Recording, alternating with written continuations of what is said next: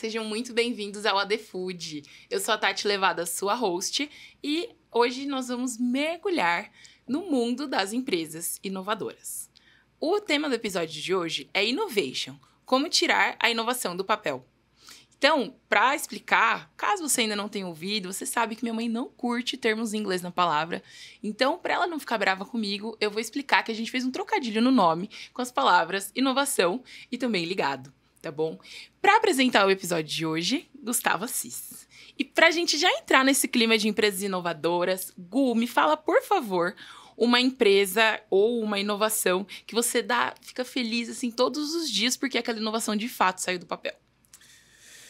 Olá, Tati. Olá a todos. Sou Gustavo Assis, presidente da MasterSense. Bem-vindo a mais um AD Food, o nosso propósito em formato de podcast.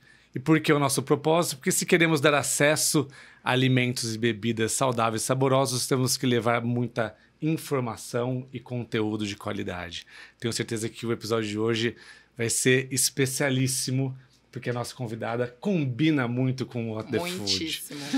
Sobre a sua pergunta, Tati, é lógico que a primeira coisa que me veio à mente, porque vive com a gente, seria a Apple, pelo celular, pela criação do iPhone. Mas eu pensei em algo que eu uso muito nele e que, de fato, impactou muito a minha vida nos últimos anos, que é um aplicativo que chama Headspace. Com perdão à sua mãe pelo termo em inglês, mas ele é um aplicativo de meditação. Então, algo que, em teoria, e talvez para quem é da época analógica, como eu, talvez pensava que era algo muito distante da nossa realidade.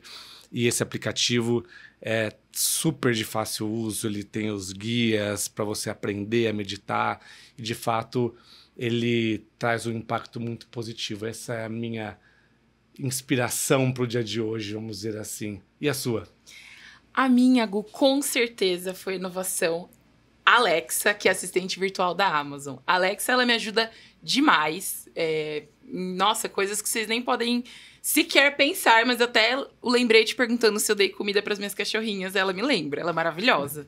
E ela me ajuda tanto que eu vou usar, inclusive, até o gancho para apresentar uma pessoa que a gente convidou hoje, que é uma pessoa que ajuda demais as empresas a tirar a inovação do papel, de fato. Com vocês, pessoal, Cristiana Leonard, da Senhora Inovadeira. Oi, gente, tudo bem? Que bom estar aqui com a The Food, com vocês da MasterSense. Muito obrigada pelo convite, tá ótimo contribuir com o ecossistema de alimentos. Muito obrigada.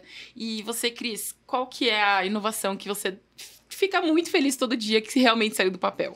Eu vou sair um pouco do perfil de tecnologia que vocês trouxeram e vou trazer já para a área de alimentos, porque é o meu chão. E acho que é o chão também de vocês, do próprio podcast. Eu quero falar da Manioca, que é uma empresa de Belém do Pará. Eu gosto da Manioca por diversos fatores. Um deles é porque ela desafia uma lógica de que uma empresa inovadora tem que estar no eixo centro-sul do país. Então, eles estão lá em Belém do Pará. Eles desafiam também outras lógicas de produção e consumo de alimentos, né? Mas eu acho muito interessante o fato de que eles estão, aos poucos, agregando tecnologia aos produtos que vêm da floresta amazônica e também aos produtos da sociobiodiversidade paraense, para trazer acessibilidade para o consumo desses alimentos. Muito legal. O produto deles que alegra a minha vida é o tucupi amarelo pasteurizado. É o único do mundo que não é fabricado, que não é armazenado congelado, ele é armazenado a temperatura ambiente. Isso quer dizer que eu lá no Rio Grande do Sul, no interior do Rio Grande do Sul, ontem consumir um produto que tinha o tucupi amarelo da Manioca. Então, assim, o acesso que essa empresa deu para algo que tem tudo a ver com a cultura, né, alimentar brasileira, numa região que eu, infelizmente, ainda não conheço, foi, para mim, revolucionário. Eu que amo comida diferente, né? Então, acho que essa é a empresa que me veio na cabeça. Outros exemplos de alimentos também, mas acho que a Manioca é um exemplo louvável, assim, de uma empresa que está usando o território para inovar. Que legal, muito legal. Que legal. E, às vezes, né, tanto por estudos quanto por viagens ou conhecer mesmo produtos diferentes, às vezes chegam os insights e aí eles surgem, né, fazem surgir uma ideia inovadora. Cris, a partir do momento que surgiu uma ideia inovadora, qual é o nosso ponto de partida para fazer aquela ideia sair do papel? Eu acho que antes de surgir essa ideia inovadora, porque eu acho que primeiro a gente tem que testar se essa ideia de fato é inovadora. Eu acho que isso é uma das coisas que a gente tem feito pouco o dever de casa nas empresas brasileiras de alimentos com as quais eu interajo. É muito comum a gente ver ideias inovadoras, supostamente inovadoras, sendo jogadas numa mesa, e a gente não faz em inglês, que a tua mãe adora, né? Um pressure test, um teste de pressão nessas ideias, para de fato saber se aquilo é relevante, tanto para a companhia quanto para o mercado onde a gente está inserido, né? Então, eu diria assim, antes da gente sair pegando essa ideia inovadora e colocando para desenvolver ou para gerar negócio, quem sabe a gente perderia um pouquinho de tempo ou investiria melhor um pouquinho de tempo para qualificar essa ideia e para, de fato, filtrar as ideias que têm mais potencial com base em pesquisa com usuários ou com os nossos clientes e outras análises que a gente pode fazer também, né? Não só isso. Vamos imaginar, então, que a gente, de fato, fez esse dever de casa, a gente tem, assim, confiança de que aquela ideia tem um potencial de futuro. Vou deixar aqui em negrito, a gente não tem como dizer em bold, né? A gente não tem como fazer isso no texto, mas potencial de futuro. A gente, nesse momento, ainda não tem certeza que essa ideia vai realmente atingir aquele potencial. A gente daí tem vários caminhos dentro das empresas para fazer com que aquilo dê certo, né? Uma das coisas que eu acho que é mais importante é a gente tocar projetos de acordo com as nossas capacidades e técnicas e também financeiras de recursos para o momento daquela companhia. Muitas vezes a gente se depara com as empresas que estão assim meio que paradas, assim, né, que não se movimentaram muito nos últimos anos, e aí começa a gerar uma inquietude, né, dentro do coração daqueles empreendedores, empreendedoras, de que, meu Deus, eu preciso me movimentar, o que eu faço? E aí daqui a pouco do 0 a pessoa quer ir para o 200, né? Então, eu gosto de reforçar com os meus clientes de que a inovação é uma escadinha, né? Então, o ideal é a gente começar implementando coisas que sejam mais fáceis para a gente ir testando os nossos processos de inovação aos poucos.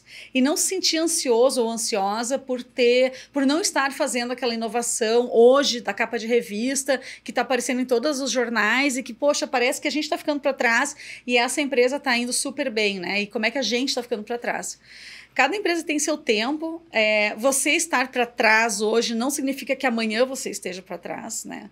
Então, assim, talvez a gente vai falar muito sobre isso hoje, né? Mas acho que uma primeira coisa é dê tempo ao tempo, faça as coisas conforme a sua capacidade, as suas competências e os seus recursos. E eu acho que mais importante do que lançar um produto novo, um negócio novo, um serviço novo, é a gente construir competências internas para ser capaz de fazer isso. Porque eu não faço isso uma vez, eu faço isso continuamente. Né? Ô, Cris, até você já deu o gancho agora para uma outra pergunta que, falando especificamente sobre as empresas e você certamente no seu papel dentro do nosso ecossistema da indústria de alimentos e bebidas tem contato com diferentes tipos de empresa. Sim. E isso menos conectado com tamanho, porte, e mais conectado com cultura, com como os negócios são liderados, são geridos. Qual que dá para você tirar algum tipo de insight, só para usar o termo que a sua mãe em gosta. inglês? Beijo, mãe. O termo da inovação do podcast de hoje. Que algum tipo de cultura favorece ou algum tipo de cultura desfavorece a inovação? Você falou um pouco sobre criação de time, né? Sim. A gente sabe, a gente fala muito na Master sobre o papel da cultura e como é difícil você mudar a cultura, mas você já viveu também algum caso onde você conseguiu construir, vamos chamar assim, do zero, e de novo, não do ponto de vista de porte, de pessoas, de estrutura de área de inovação, mas de cultura. Você conseguiu fazer essa transformação de uma empresa passar a ter uma cultura adequada? Olha, isso, a cultura adequada, talvez quando eu estiver bem velhinha, estiver falando com os meus 80 anos, eu vou dizer, olhar para trás e vou dizer, olha, eu plantei essas sementinhas, olha essa empresa que linda que ela está fazendo, porque cultura é algo que se transforma, sim, mas de uma forma mais lenta, vamos dizer assim. Mas eu tenho alguns insights sobre coisas que não funcionam, mas talvez e essas podem nos ajudar, né? Primeira coisa, eu acho que uma das piores coisas que eu encontro muitas vezes nas empresas a pior coisa é a aversão ao risco, ponto, né?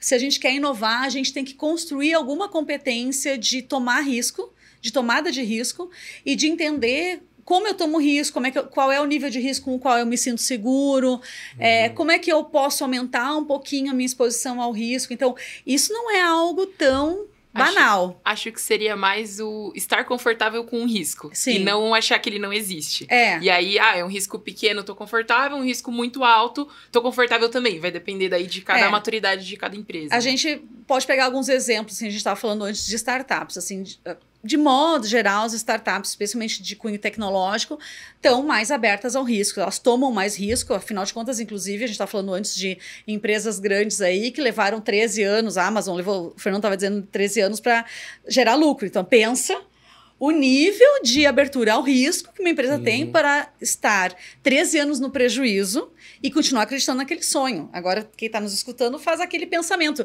Será que eu suportaria 13 anos? Ou será que em algum momento eu não ia fechar a minha empresa e ia pedir um emprego ali na Master Sense, né? Então, acho que essa questão de como eu lido com questões, inclusive, psicológicas e cognitivas, afetivas também, de como é que eu lido com risco. Um dos meus clientes que conseguiu resolver essa equação, que eu acho de uma forma linda, é o Laticínios Scala, que é de Sacramento, ali em Minas Gerais. Hoje, uma das principais fábricas de queijo do Brasil. Tem outros tantos negócios, né? Tem fazenda modelo, fábrica de ração, fábrica de alimentos, de ração para pet e para alimentos de grande porte. Estão olhando para outros mercados também, né? É uma empresa, assim, que já está na terceira geração. Se a gente for olhar o modelo de sucessão deles, é exemplar. Então, tem vários fatores de inovação que a gente pode ir, que vão além de produto. Tem a ver com criação de negócio, tem a ver com modelo de negócio também, enfim. Mas uma coisa que eu acho lindo do Scala é que eles assumem para si que eles não são uma empresa, assim, que toma risco enlouquecidamente, assim, que toma risco de qualquer forma. Eles tomam um risco calculado. Então, eles entenderam que eles precisam tomar risco, mas que a empresa, de modo geral, é um pouco mais conservadora em relação a isso. Então, para fazer esses projetos de inovação, que eles seguem fazendo, inclusive esse ano, agora, recentemente, fizeram um rebranding total da marca e tal. Eles seguem fazendo os projetos de inovação, mas eles fazem projetos de inovação muito fundamentados. Eu tenho por felicidade, participado de algumas desses movimentos. E então, eu sei os bastidores de quão bem fundamentados são esses projetos, para que eles tenham mais segurança na tomada de decisão. Então, eles não dizem não. Porque a empresa que não toma risco, ela simplesmente diz não, né? Antes, não, eles dizem, não, nós vamos estudar isso. E aí coloca uma pessoa de novos negócios para estudar aquilo, fazem lá, todas as pesquisas precisam ser feitas, todas as análises, fazem um plano de negócio, tem, né, níveis de aprovação, evidente que eu estou falando de coisas, assim, de maior porte, né? Tem níveis de aprovação, de conselho executivo, do conselho da família, enfim. Então, eu gosto muito desse modelo, porque eles entenderam que eles precisavam inovar, entenderam também a própria cultura e fizeram isso dar um jeito, funcionar de alguma forma, né? É diferente de eu simplesmente dizer, eu sou uma pessoa muito avessa ao risco e aí eu não faço nada. Não, né? A gente tem que continuar inovando, porque, no final das contas, inovação tem a ver com a sustentabilidade da empresa no futuro. Se eu não inovo, assim, não existe uma empresa centenária hoje que não tenha inovado ao longo dos últimos 100 anos. Ela continuamente inovou para se tornar relevante. Então, a gente não pode desconsiderar a inovação. Então, essa ideia de que a empresa vai ser perpétua sem atividades de inovação não existe. Essas empresas precisam inovar.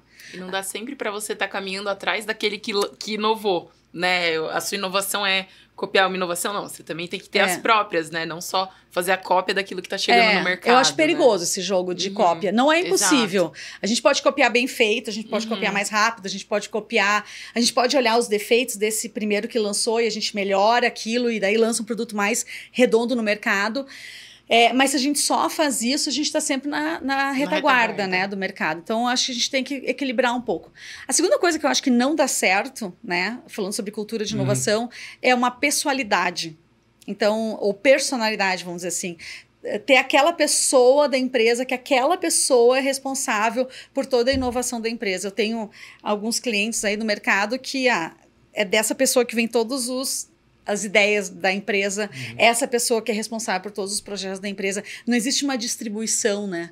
A gente fala muito de diversidade, a importância da diversidade para a inovação, mas assim, a primeira camada de diversidade é simplesmente as pessoas ao redor de uma mesa serem capazes de expor as suas ideias e serem minimamente ouvidas.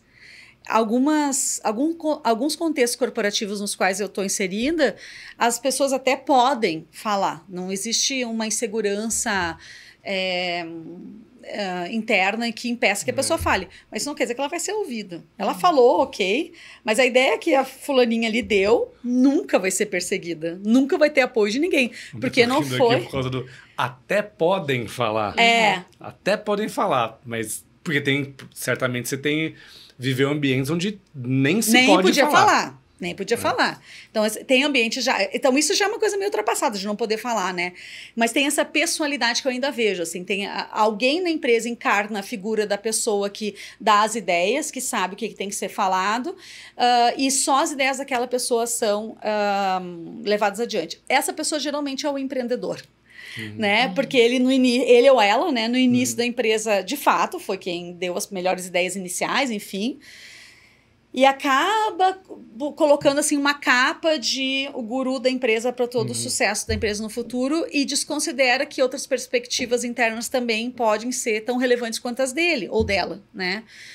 Então, isso é meio que uma armadilha onde os empreendedores se colocam. A gente tem que tomar muito cuidado com isso. Eu li um livro no ano passado que chama A Mentalidade do Fundador, que é interessante isso. Ele traz num quadrante como se comporta o crescimento das empresas. E uma das dores de crescimento é a incapacidade da empresa assimilar o conhecimento ou a atitude ou a habilidade do fundador. Sim.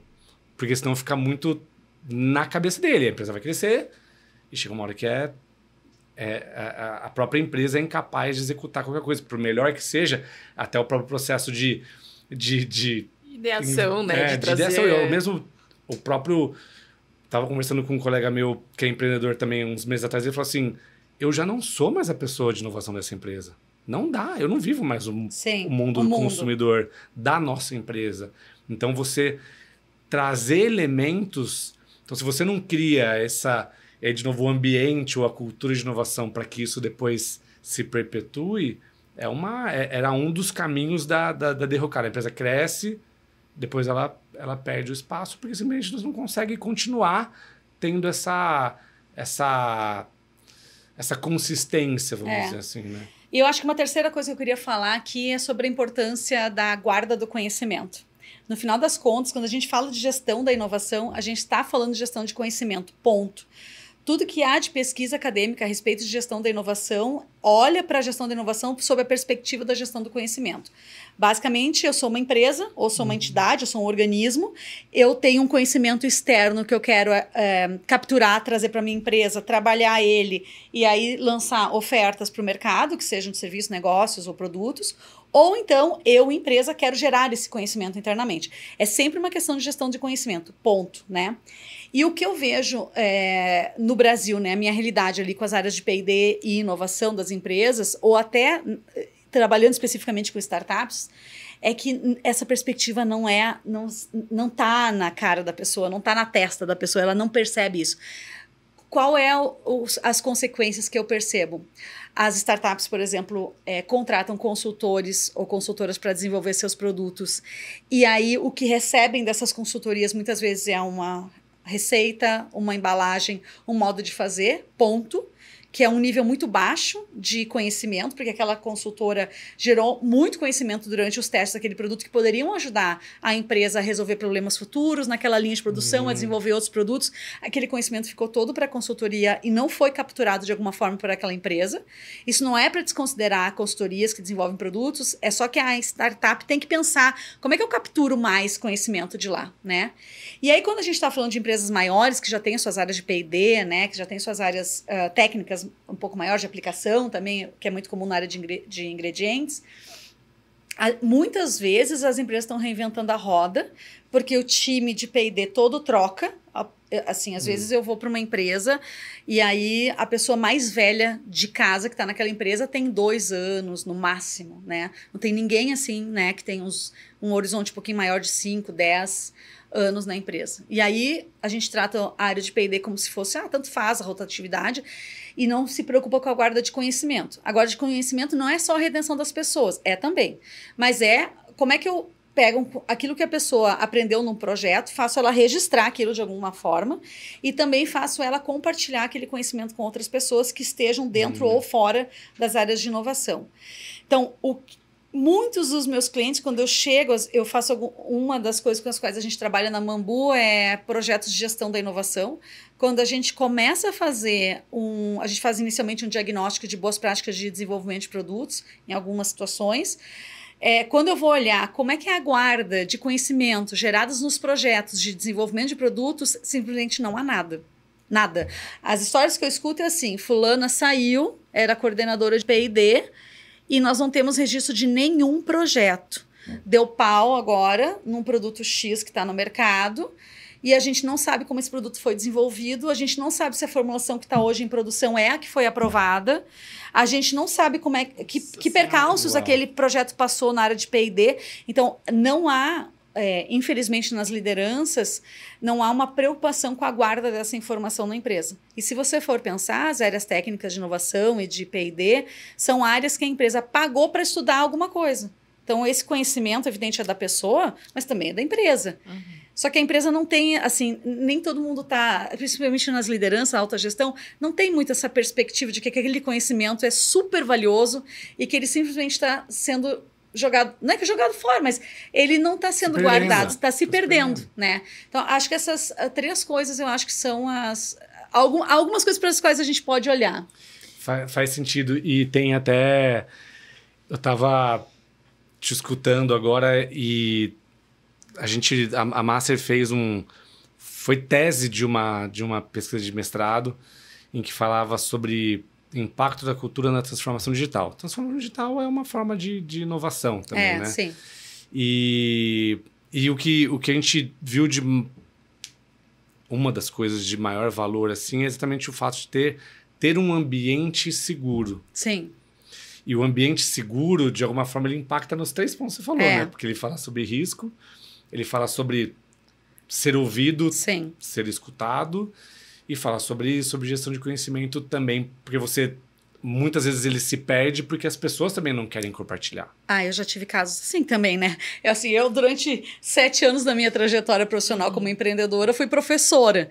Então, a gente formou, nesse período, mais de 4.000 pessoas de pesquisa e desenvolvimento do Brasil em cursos diversos dessa área.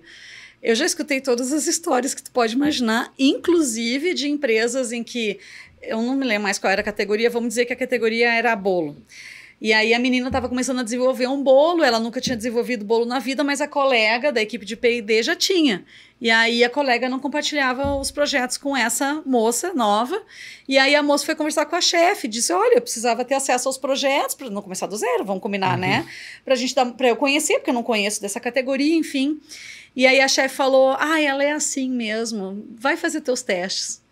Beleza, obrigada. Começa do zero. Obrigada por nada. Cara, tudo errado, né? Uma pessoa que não compartilha um conhecimento que não é só dela. As empresas têm que ter um receptáculo desses conhecimentos, que sejam de ampla distribuição, pelo menos para o time de P&D, e uma liderança que não entende o que as pessoas estão fazendo ali, né?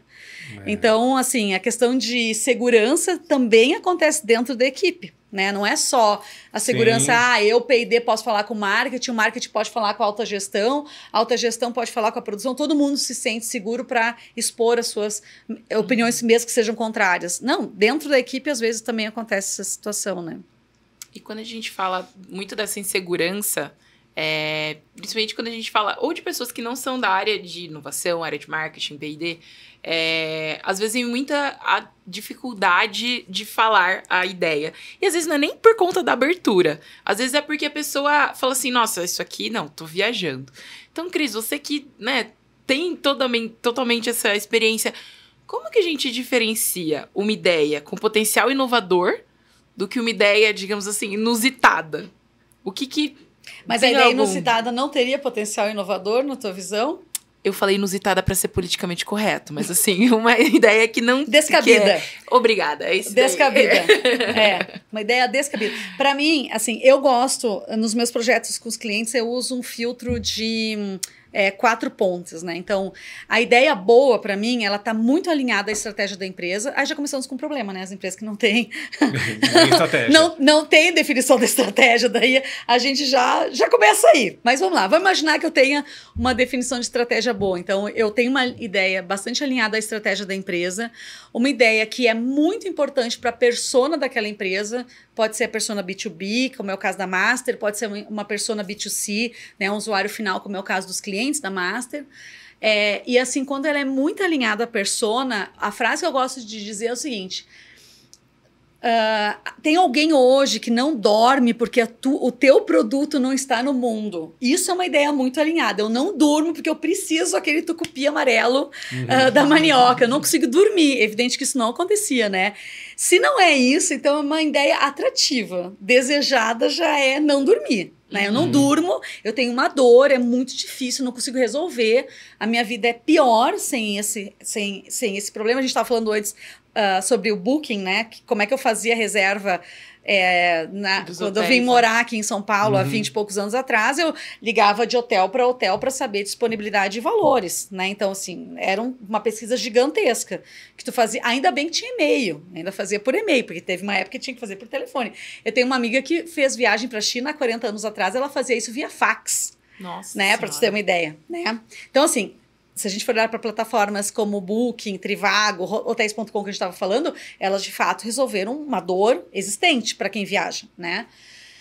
Então, estratégia, personas, eu gosto de olhar para tendências, né? Então, assim, será que a gente tem um sinal forte de tendência para isso que a gente está olhando, né?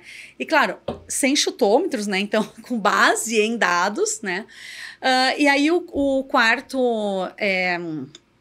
quarto eixo seria viabilidade técnica, ou seja, a gente consegue fazer isso, ou a gente não tem a tecnologia hoje, mas a gente é capaz de desenvolver, ou de terceirizar, ou de contratar, sei lá, de alguma forma, e a viabilidade do negócio. Então, recentemente, por exemplo, eu fiz um projeto de inovação com um moinho, e aí uma das ideias que veio era, vamos abrir um braço, um negócio de pão congelado, porque está bombando e tal, só crescem as empresas, tem poucas empresas ainda no Brasil fazendo pão congelado, então há uma oportunidade interessante. Mas qual que é a viabilidade desse negócio para aquela situação, né? Então, assim, não tinha muita aderência com a estratégia. Para a persona até poderia ser interessante, que daí eles iam sair do B2B e iam direto para o B2C, né? Mas já ia causar um transtorno com as padarias que eram seus principais clientes, mas isso contornável. Tendência, ok, forte. Mas quando a gente for falar de viabilidade técnica, resolvível, né? Eles tinham dinheiro, podiam comprar fábrica, enfim, fazer fábrica. Isso não era o problema. Mas viabilidade do negócio. Quem vende farinha não vende pão congelado. São canais de distribuição completamente diferentes, compradores diferentes. Vocês vão vender para quem? Vocês vão ter as suas próprias lojas de varejo? Vão vender pão congelado nos supermercados? Ou vão vender pão congelado para as padarias? Que daí vão fazer o pão, vão descongelar o pão e assar o pão para os clientes. Qual é o modelo de negócio que para vocês vai fazer sentido? E aí a gente não conseguiu... Claro, resolvível, não é uma coisa intransponível, é resolvível. Mas para aquela situação da empresa, exigiria não apenas os esforços de inovação e de compra, ou enfim, né, de aporte tecnológico por causa de fábrica, mas também uma reestruturação da área comercial. Algo que nem sempre as empresas se dão conta que vai exigir os seus projetos de inovação. Muitas vezes é muito lindo lançar produto, mas se eu não tenho para quem vender aquele produto... Né? A gente tem várias empresas que vamos fazer um produto agora com chia, fibras e vitamina não sei o que lá. Eu sou uma empresa de chocolate, vendo no supermercado, chocolate cheio de açúcar lá, padrão, chocolate básico, assim. Ah, agora vamos fazer um produto natural, com chia, fibras e, sei lá, proteína e várias vitaminas e minerais. Será que o canal de distribuição desse chocolate da minha empresa continua sendo supermercado? Me parece que não. Então, para eu começar a atender o que a gente chama hoje de canal verde, de canal natural, que seria o canal mais natural para esse produto, bom, talvez eu tenha que ter um vendedor para isso, né? Só que isso nem sempre é uma das coisas que a gente fala nos workshops de inovação com as empresas, assim, isso tem que estar planejado desde o início. Se a gente está entrando numa outra categoria de produtos que exige um outro canal de distribuição, não é só desenvolver o produto. É também desenvolver uma forma que a empresa possa chegar no seu cliente final, seja B2B ou B2C, adequadamente. E por ser um canal diferente, o consumidor provavelmente diferente. É outro, que não conhece a sua marca. Ô, Cris, e falando sobre isso, talvez, pensando aqui, é difícil com tanta experiência escolher um maior erro ou um maior acerto que você viu.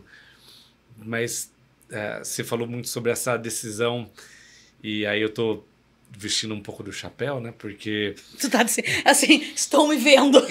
Porque o empreendedor, ele é interessante, e a gente estava até numa discussão no conselho um tempo atrás. O empreendedor, ele tem uma tendência... Uma tendência é ótimo, né? Mas assim...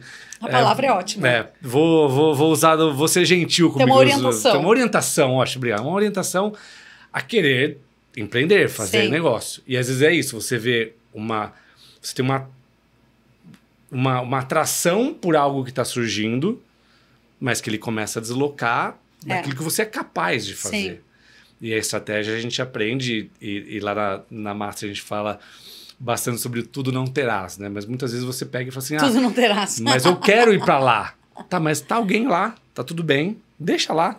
A gente tem que ficar aqui, a gente tem que ser fiel ao que a gente tá... Você acha que essa questão de mudar demais a rota ou sair muito longe da estratégia é o maior erro que você já viu? Ou tem algum outro que você se lembra? Eu acho que mudar demais a rota ou a estratégia não é problema desde que bem feito. Né? Essa é a questão. O que eu vejo é que assim, a gente tem tem aquele livro do Peter Senge, que A Quinta Disciplina, que ele fala sobre uma coisa que todas as empresas falam, vê que ele é americano, ele não está falando de empresa brasileira, e ele fala sobre uma coisa que todas as empresas fazem, que é o subinvestimento. Para eu atingir aquele resultado que eu espero, eu tinha que investir 100, mas não, vamos botar 80. Então eu faço um subinvestimento. Daí eu tenho um subresultado. Daí eu digo, ai, nossa, então tinha que ter posto 70. Daí, né? Faz sentido. Né? Faz então, sentido. assim, Essa eu não conhecia. Então, bem no início do livro ele fala sobre essa questão do subinvestimento. Então, eu acho que é uma boa lógica para a gente pensar o seguinte: não acho que é impossível uma empresa fazer uma inversão de trajetória, né? Vamos trazer o exemplo de uma empresa de alimentos que está fazendo seus testes, assim. Santa Helena, por exemplo, uma empresa familiar, super tradicional, acho que centenária ou próximo de centenária, enfim, que é uma empresa assentada em cima de duas coisas que são, assim, vamos dizer assim, desafiadoras para os próximos anos, que é açúcar e o amendoim, que para muita gente é maravilhoso, mas para outras pessoas é um alergênico. Né? Então, tem um desafio ali em relação ao açúcar e o alergênico. E eu, ao longo, né, dos últimos 9 anos, desde que eu criei a Senhora Inovadeira, eu venho acompanhando o que a Santa Helena tem feito, e eu acho, mesmo que certas coisas talvez não tenham dado 200% certo, 100% certo, elas ainda assim são esforços para tentar enxergar qual seria o futuro dessa empresa, para tentar entender o que faz sentido dessa empresa, dos conhecimentos dessa empresa para o futuro. No ano passado, eles estiveram na Caixa da Inovação com uma farofa de amendoim. Infelizmente, eu acredito que esse produto tenha saído de linha, porque hoje você vai procurar no e-commerce deles, a gente não encontra mais. Mas essa farofa de amendoim, entre as pessoas da Caixa de Inovação, fez um sucesso tremendo. Não tem dia que alguém não me ligue para dizer onde é que eu encontro, porque eu queria comprar.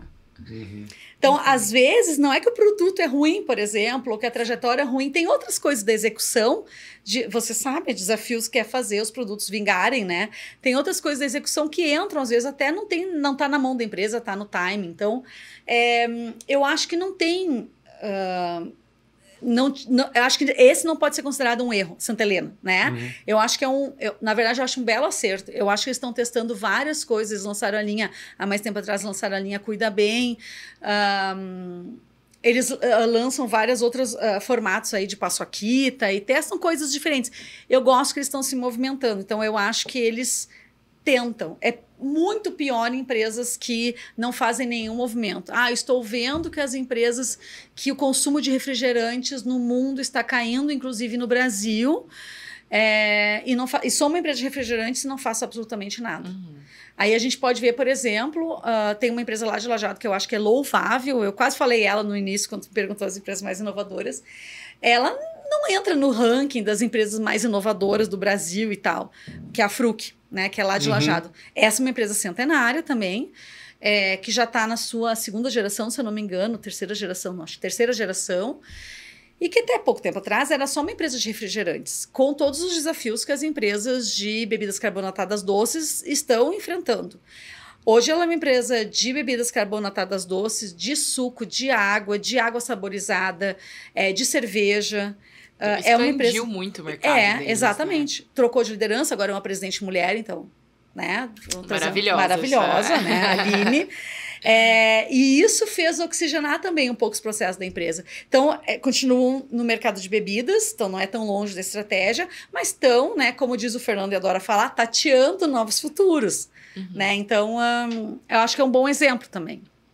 Eu tenho um erro que eu já presenciei, que eu acho que foi um dos maiores erros assim, que eu vi de inovação de produto, que foi o lançamento de um produto que foi colocado em evento totalmente alinhado com o público-alvo daquele consumidor, né, daquele shopper, enfim, e o produto foi ser disponibilizado nas gôndolas coisa de 4 meses depois.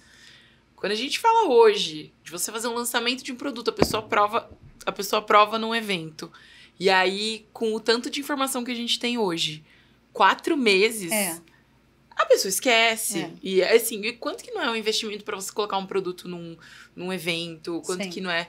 E assim, um evento diretamente ali, linkado com o seu público jovem, será que não era melhor esperar ali um aninho para daí ter o produto na gôndola e depois ativar, né? Então, acho que lançamento de produtos, assim, quando eles são muito disruptivos, eu acho que o maior acerto é acertar a comunicação. E o maior erro é descasar a comunicação com a distribuição. Né? Acho que para ter o sucesso, principalmente das empresas, não são todas a gente estava falando do respiro, né? O quanto que as empresas conseguem esperar para lucrar, enfim, e a inovação não é diferente. Então, quanto que as empresas conseguem operar aquela inovação no vermelho até positivar uma curva de venda, até trazer, né, um resultado financeiro viável daquela inovação. Geralmente as empresas não podem esperar muito. Então, errar em qualquer fonte de comunicação, parte de lançamento, atraso de projeto e tudo mais, pode ser crucial para aquela inovação, né? E às vezes pode nem acontecer mais. Então, acho que isso é... Eu queria comentar uma coisa sobre erro, que eu acho que é uma perspectiva talvez importante para quem está nos escutando, que eu sei que tem muitos empreendedores, né? Eu acho que um dos maiores erros que eu vejo é a gente querer importar a cultura alimentar. Então, ai meu Deus, lá na Coreia as pessoas comem kimchi, eu vou ser a primeira empresa de kimchi no Brasil. Ótimo, parabéns, né? A nossa produção vai querer esse kimchi enlatado ali. Temos uma, como é que chama? Dorameira aqui. Dorameira. Não, assim, eu amo kimchi, isso não é para dizer, mas eu e 0,001% da população brasileira gosta de comidas orientais e tal, e conhece um pouquinho mais. Então, para a gente ter alguma massa crítica que viabilize um negócio, vai levar muito tempo. A gente viu isso, e assim, vou pedir desculpas para os que estão me escutando, que são desse mercado, mas a gente viu isso no mercado de kombuchas, né? A kombucha, eu amo, eu me lembro quando lançou kombuchas, e até hoje, assim, se tem para comprar, nem sempre tem, né? Assim, já não... Você num supermercado de varejo, assim, mais comunzão, que não tá aqui em São Paulo, nos interiores do Brasil, onde eu moro, não tem para comprar em supermercado. Se eu quiser comprar kombucha, você vai comprar no mercado, né? Numa loja de Mercado Verde, da cadeia verde. A kombucha, ela não está inserida... As pessoas não sabem o que é. O que é um chá fermentado, não faz sentido para os brasileiros. E sem falar nisso, o paladar dela está muito fora do que a gente considera que é uma bebida adequada, gostosinha para tomar. Então, quando a gente importa produtos, assim, e eu sei que muitos empreendedores adoram fazer isso, né? Vão lá na Expo West, vão na Cial, vão na Nuga, vão em outras, né, feiras, ou vão passear pelo mundo, e aí se encantam com coisas que dão certas naquela cultura, porque naquela cultura as pessoas entendem, gostam, têm aquele paladar, e aí querem trazer para o Brasil. A gente não pode menosprezar a força que tem uma cultura alimentar, assim, acho que, ai meu Deus, você é a primeira empresa de kimchi, ou kimchi, sei lá como é que eu estou falando errado, me perdoem aí, brasileira. Eu acho que é válido, provavelmente já tem essa empresa, vão me matar, vão me trucidar aí nos comentários, mas para que a gente tenha uma massa crítica razoável para justificar o crescimento da empresa, para a gente não ficar operando 13 anos no vermelho, a gente talvez tenha que, número 1, adaptar aquilo para o mercado local, que seja assim, palatável para o mercado local, que a gente pode pensar nos estilos de Doritos, né? De uma certa forma, é um caso. Socorro. E a outra coisa, a gente tem que pensar em como é que a gente evangeliza em relação àquele produto. Porque eu vou ter que explicar para tua mãe, para minha mãe, né? Para minhas primas, o que é kimchi, que nunca viram na vida, nem sabe o que é. Como é que uma pessoa se movimenta de nunca nem ter visto um produto na vida para daí passar a consumir e não apenas experimentar, mas passar a incluir aquilo na rotina. Então, tem alguns negócios que eu olho, assim, de empresas nascentes no Brasil, que são essas importações, assim, de produtos fora da nossa cultura alimentar, que para mim são fadados a um insucesso, porque aquela empresa não tem a grana suficiente, ou o recurso suficiente, ou até o fôlego suficiente para bancar anos de evangelização, né? E nem sempre faz a adaptação necessária para que o produto se espalhe. E eu acho que kombucha, infelizmente, meio que caiu nisso, ele, ao invés de ser um mercado que poderia ter explodido, como explodiu em outros lugares. Eu volta e meia sou questionada, faço entrevistas a respeito de mercado de suplementação, especialmente não de suplementação, de produtos suplementados com vitaminas e nanã. E aí eu gosto de lembrar, assim, que esse mercado, apesar de em crescimento, lindo, mas é um mercado nichado no Brasil. Ele tem um tamanho. Porque a gente, ainda bem, é um país tropical, abençoado por Deus e bonito por natureza. E quando eu penso, eu vou comer alguma coisa saudável, o que eu penso? Fruta. Fruta e verdura, que está disponível em qualquer... Através da esquina, do outro lado estão vendendo aqui na estação, deve ter alguém vendendo fruta e tal, eu vou comer. E na minha cabeça é isso que vai me trazer vitaminas e minerais, não um alimento cheio de vitaminas e minerais, que é uma lógica americana, que para os americanos faz sentido. Então não dá para a gente importar essa cultura para o Brasil, do jeito que ela é. Outras coisas dá para importar, né? Mas isso especificamente, mais dificuldade. Então, a gente ainda... Eu sou fã de kombucha, não estou falando isso de uma... Eu queria que, na verdade, ficasse mais disseminada. Mas a gente tem essa coisa de importar alimentos de outras culturas que nem sempre... Ou, aliás, que tem muita dificuldade de se disseminar. Ô, Cris, e...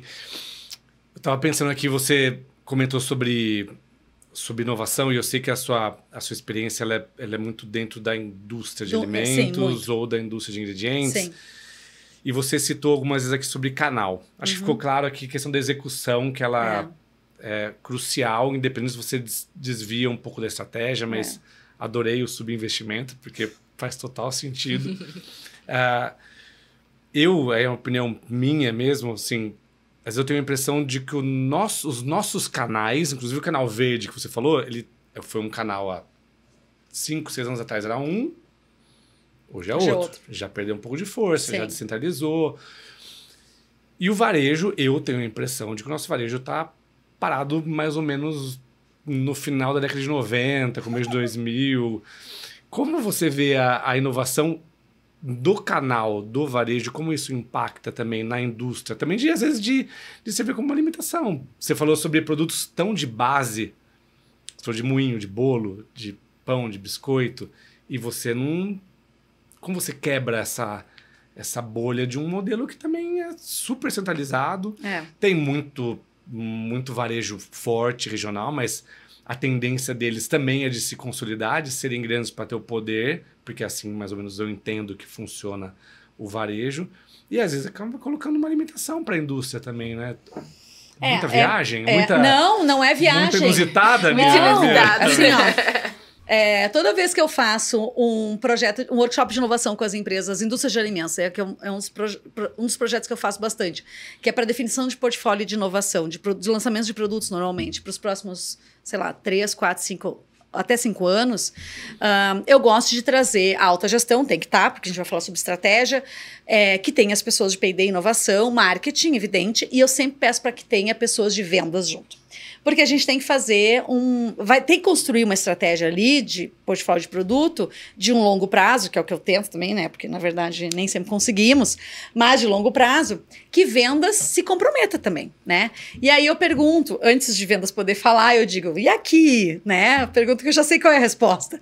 Vendas vende produto novo? E aí todo mundo diz, não! Né? Vendas não vende produto novo. Daí eu disse, essa é a frase assim, eu podia botar na minha testa. Vendas não vende produto novo. Eu já sei que todo mundo vai responder isso. Daí eu pergunto para vendas, né? Daí tem lá o gerente de vendas, gerente nacional, às vezes, né? O diretor-geral de vendas. E aí eu pergunto, pessoa, por que vendas não vende produto novo? Deixa eu te perguntar. Hoje, a empresa lançou esse produto e aí vai sentar na frente do comprador do supermercado. Quantos produtos novos o comprador do supermercado vai te deixar falar nessa visita? Daí essa pessoa da liderança de vendas me diz assim, de preferência nenhum. Na vida, a realidade é que a vida real lá, né, do pessoal de mercado, eles não querem ver nenhum. O produto novo é importante para a indústria. Para o supermercado, alguns têm um pouco esse viés de inovação, que querem ter um portfólio sempre se renovando e tal. Já outros, não. O que eu quero é volume. E volume não vem inicialmente de produtos de inovação, né? Então, é muito difícil penetrar no varejo com produtos de inovação. É tão difícil, e aí eu entendo as questões do varejo, a margem é baixíssima, só tem resultado se tiver volume realmente, né? Então, tem várias questões ali que é do mercado. Mas eu acho que o varejo tem que encontrar alguma forma de resolver ou superar essas barreiras. Eu tenho um case muito interessante a respeito disso. Lá no Rio Grande do Sul tem uma cadeia varejista famosíssima. Quem já andou no Rio Grande do Sul sabe de quem que eu estou falando, então não preciso dizer o nome. Eu fiz um projeto com o Sebrae RS entre 2021 e 2022, onde a gente treinou 21 pequenas empresas gaúchas a desenvolverem produtos, a terem processos de inovação melhores. Então, começamos lá da estratégia, eles fizeram pesquisa de mercado, fizeram definição de portfólio, e ao final do projeto eles tinham que ter lançado pelo menos um produto. E aí, das 20, acho que, sei lá, 10 lançaram. A gente tinha uma meta de uns 50% lançarem, porque, evidente, não é a realidade para todo mundo lançar em um ano. E aí, nós fizemos um evento num lugar maravilhoso, em Porto Alegre e tal, para mostrar os produtos lançados e outros das empresas. Uma pequena feirinha, assim, num lugar moderninho de Porto Alegre, para chamar as cadeias varejistas. Eu chamei via as minhas redes, né? Tem bastante seguidor, inclusive, das cadeias varejistas do Brasil. E também o Sebrae, que evidentemente tem uma penetração corporativa muito importante, fez aquela coisa de ligar para cada comprador e dizer, vai, né? E aí, essa rede falou que ia. Mandou para mim, inclusive, um e-mail. Eu fiquei super feliz, né? Os empreendedores enlouqueceram, vibraram. E aí, chegou no dia, não foram. E aí, desse grupo de pessoas, foi super frustrante, evidente, né? Desse grupo de pessoas, tem uma empresa que é a Ecobio. É uma empresa também, a gente estava falando de empresas do interior antes. É uma empresa que fica numa cidadezinha, se não me engano, chama Santo Cristo. Interior do Rio Grande do Sul, quase Argentina. E eles são uma das únicas empresas de grãos orgânicos do Brasil. Eles têm uma linha de orgânicos que é louvável. Assim, eles têm, acho que a única pipoca orgânica do Brasil, por exemplo. E eles estão lá bem no interiorzão. Então, um produto super moderno, porém, num lugar, assim, que tradicionalmente não é mais conservador, né? E aí, o dono da empresa, meu conhecido, disse que já tinha batido na porta dessa cadeia varejista anos tentando vender lá. E nada, e nada, e nada. E meio que eles são únicos, não tem outra empresa. E o produto deles é moderno, assim, orgânico. Orgânico não é uma coisa super nova, mas ao mesmo tempo também não é tão disponível assim.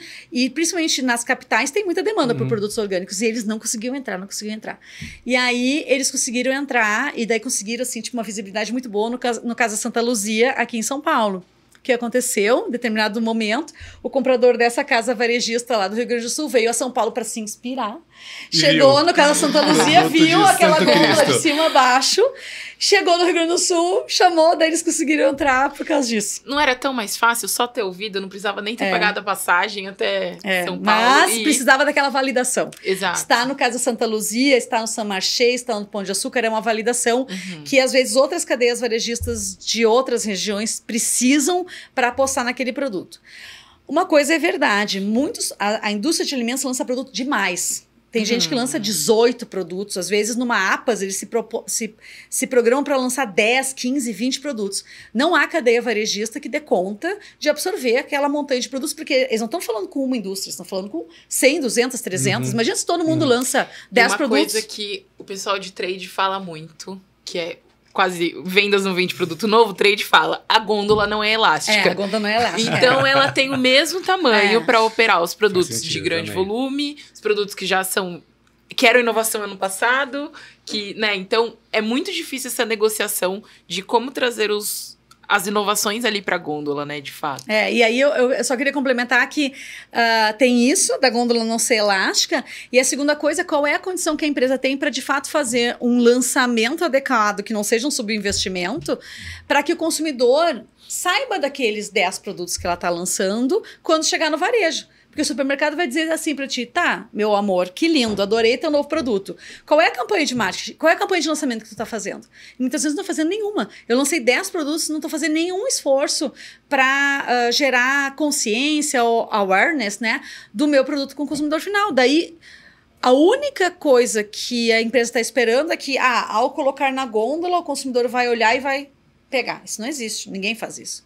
A pessoa tem que ser impactada mais de uma vez por aquela mensagem para daí tomar essa decisão de compra.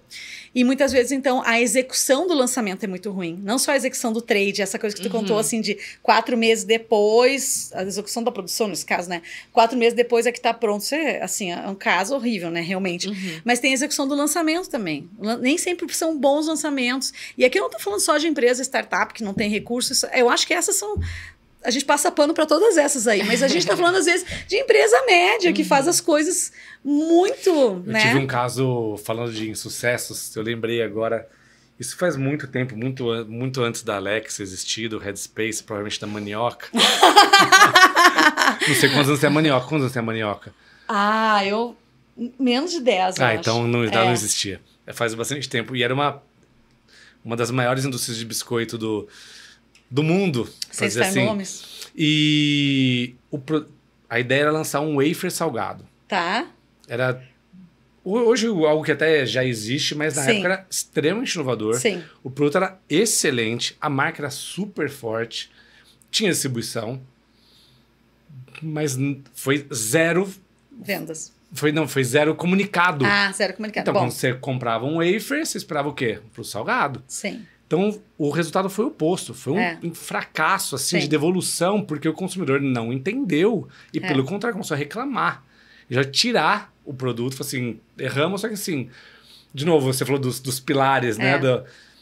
Talvez se tivesse sido bem comunicado o produto, e às vezes, enfim, é o produto certo na hora errada, né? Mas assim, eu lembrei desse caso agora porque foi exatamente, o produto era espetacular, conhecido, logística, distribuição, mas assim, o consumidor não ficou sabendo que aquele produto ia sair. E também o consumidor certo não ficou sabendo. Porque se é uma empresa grande, que tu tá provavelmente dando um exemplo de uma empresa, né, de um determinado porte, ela foi lá e lançou o produto para todos os seus consumidores. E quem vai comprar inovação não é todo mundo. A gente tem uma parcela ali né, das pessoas que são mais abertas à inovação, que representam aí uns 2,5% do total de pessoas. São essas pessoas que vão comprar no início do teu produto. Então não adianta você colocar esse produto numa gôndola onde a minha mãe, que não compra inovação, vai passar. Porque ela não, primeira coisa que ela não vai nem olhar. E se ela comprar, ela vai rejeitar. Então eu tenho que lançar o produto inovador, como é o caso, eu ia amar, inclusive. Quando eu era criança, eu odeio. Não é que eu odeio, mas eu gosto bem mais de coisa salgada do que de coisa doce. E eu nunca comprei biscoito recheado porque era tudo doce. Eu sempre queria um biscoito recheado salgado.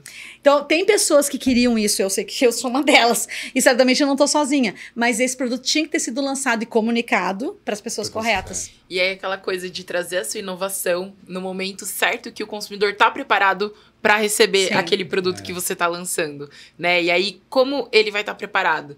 Ou ele já tem aquela necessidade, ou você precisa comunicar para ele, olha, tá vendo isso daqui? É uma necessidade que você tem.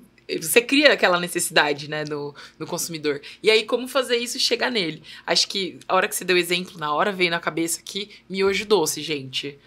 Esse foi um flop. Lançaram o miojo sabor chocolate, sabor beijinho, coco, acho que era isso. Essa cara que você fez foi o que todo mundo fez no mercado, Gu. E assim, só que hoje em dia a gente tem a questão de redes sociais.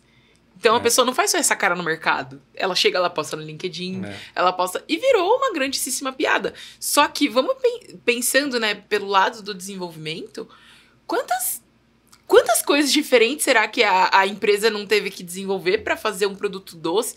Uma empresa que só faz coisa salgada, desenvolver, homologar fornecedor de aromas doce, de açúcar, coisa muito mais complexa. E aquela pessoa, provavelmente, eles passaram por testes horrorosos. E outra coisa do lançamento, quem tá comprando, quem vai provar... ele não provou todos os seus outros testes que foram ruins. Então, o seu produto ele precisa estar ruim, tá bom, não só para quem provou várias outras rotas, outros testes que ficaram ruins. Ele tem que gostar por ele tá bom em si, por si só. E aí, como comunicar isso, né? Qual a forma, qual o momento do consumidor? Será que ele realmente quer aquele produto naquele momento? Eu, por exemplo, gente, eu tenho um sonho maluco de comer macarrão com Nutella, macarrão bavete da Barilla especialmente. Mas eu tenho eu nunca comi isso, um dia eu vou comer. Mas, mesmo eu que tenho esse sonho, gente, eu sei que é maluco, tá? Mas, eu não tive coragem de provar o miojo doce de chocolate. Uma versão low budget da Nutella com Barilla ali, entendeu? Então, assim, qual é o momento de estar pronto aquele consumidor, de trazer aquele lançamento? Qual a comunicação que você vai fazer para ele? Também é muito importante. E ser também muito fiel e justo, né? Porque se a gente fala tanto que tem que inovar. Quando alguém inova e dá errado, da sua experiência, Cris, na verdade, assim, a inovação, a maior parte dá errado, as coisas não fica sabendo às vezes, né? Então, qual que é um exemplo bom? A gente falou muitas vezes de erro, mas me traz um exemplo que você fala assim, puta, isso aqui me marcou porque deu muito certo. E talvez até um que parecia que dá errado, mas deu muito certo e que você acompanhou. Antes de responder essa pergunta, eu queria fazer uma reflexão aqui. Sobre macarrão com Nutella. Não tenho ideias. Será que esse macarrão com chocolate e beijinho da Nissin deu errado mesmo? Porque a gente está aqui, acho que 3, 4 anos depois, falando ainda sobre ele. Às vezes, o que a empresa quer é o buzz. Para mim, a Nissin vive muito disso, né? É um espaço de experimentação que a Nissin tem ali. Então, eu acho que... inclusive, eu conheço uma das pessoas envolvidas no projeto de desenvolvimento. Certo que eles provavelmente esperavam, talvez, resultados financeiros também, mas os resultados da inovação não são só financeiros, né? A gente também agrega valor à marca. E uma hora que uma marca espontaneamente começa a bombar no Brasil inteiro, mesmo com uma crítica negativa, mas não era uma crítica negativa no sentido de que essa empresa é ruim. Era assim, tipo, meio engraçado, né? Tipo, era meio que zoando. Era uma piada, praticamente, né? Não era pra dizer que a empresa, meu Deus, né? Sei lá, desmatou a Amazônia. Não era uma crítica, né? De que a empresa é perversa. Não era isso. Era uma crítica de que, nossa, esse produto não é legal. Foi uma ideia inusitada que saiu do papel. Era meio... O brasileiro gosta de zoeira, né? Então, ele adorou isso, assim. E ela ganhou um marketing espontâneo, não tão positivo, vamos dizer assim, mas ganhou, né? Então, assim, será que foi tão ruim assim, no Já dizia frigir minha dos avó, olhos? falem bem, falem mal, mas falem de mim. É, E eu lembrei do episódio com o Otto, que a gente deu o exemplo da Liquid Death, aquela tá, água sim. nos Estados Unidos, que Sim. ela gerou muito buzz, porque assim, a comunicação dela é super tosca. Então, assim, ela chamou muita atenção e teve gente que adorou, teve gente que odiou e nunca comprou. Mas ela fez barulho, ficou famosa, virou case de sucesso. E por trás disso que o cara falava, ele tinha passado foi CMO, foi da área de marketing de grandes indústrias. Foi assim, numa área, numa categoria em que é dominada por 3, 4 empresas gigantescas, a única forma de eu aparecer é chamando atenção. Como? Vou fazer uma água em lata, tinha uma questão de produto por trás, dos atletas que tinham as marcas de energético, mas não tomavam energético, tomavam água na latona e tal. Mas o que ele falava era isso, fazer barulho. Então, às vezes, é interessante. Será que deu errado mesmo? É. E aí tem uma outra coisa, é muito difícil. Eu já vi muitas pesquisas a respeito de qual é a taxa de insucesso de lançamentos na área global, né, em qualquer categoria, e em específico em alimentos. E essa é uma pesquisa muito difícil de ser feita, porque o que cada empresa considera sucesso? Isso varia muito. Tem empresa que considera sucesso se o produto se mantém, vende uma coisa mínima ali. Tem empresa que sucesso é o produto ficar 5 anos vendendo, pelo menos. Em outras empresas, se entrou, ficou 2 anos, saiu, tá ótimo. Então, assim, o que é sucesso é uma coisa muito individual para as empresas, né? Mas, assim, eu acho que vou trazer aqui um case que talvez seja meio... hoje... parece óbvio, mas que quando foi lançado não era óbvio, e eu vi ser lançado, que é o case da Nutrify. Se a gente for pensar Integral Médica, eu acho que eles me mandaram produtos da Nutrify que tinham sido recém-lançados, eles me mandaram uma caixa. Brindes, adoramos. Amos. Assim, eu não posso deixar de agradecer todas as empresas que já me mandaram milhares de press kits, né? Mas eu tenho, assim, o privilégio de receber muitas vezes os lançamentos. E aí eu me lembro que a Nutrify tinha feito um lançamento. Eu não sei se eles lançaram em 2001, mas eles tinham... Não fazia muito tempo que eles tinham entrado com força no mercado com a promessa de vender suplementos clean label, ou mais próximo do clean label possível, né? Vamos pensar como é que era esse mercado nessa época, esse mercado de suplementos, né? Era um mercado para pessoas... atletas de alto rendimento. Bodybuilders, assim, né? Com uma estética muito, assim, agressiva, tudo no preto, no vermelho, no dourado, assim, umas coisas, assim, muito de performance, né? Ainda temos esse... obviamente, isso ainda existe, não tô negando. Sim. Mas a Nutrify, a Integral Médica, no caso, né? Em algum momento, apostou que pessoas não tão focadas em uma performance tão de elite também iam se interessar por alimentos... vamos dizer assim, mais naturais, que tivesse alguma coisa a ver com suplementos e com performance, mas sem essa mensagem tão carregada de performance que os outros produtos tinham. Eu, Cristina, não vou comprar um pote de whey protein com cara musculosão lá na frente, porque eu olho aquilo, eu sei exatamente que não é comigo que eles estão falando e que aquele produto não é para mim. Mas, se você for olhar, né, os produtos da Integral Médica, eles não têm essa mensagem, né? E aí eles também desafiaram uma lógica de mercado na época, que era... as pessoas que consomem suplementos não se importam com ingredientes. Não sei se vocês se lembram disso, né? As listas de ingredientes das indústrias de suplementos ainda são, mas acho que na época ainda eram páginas de ingredientes, né?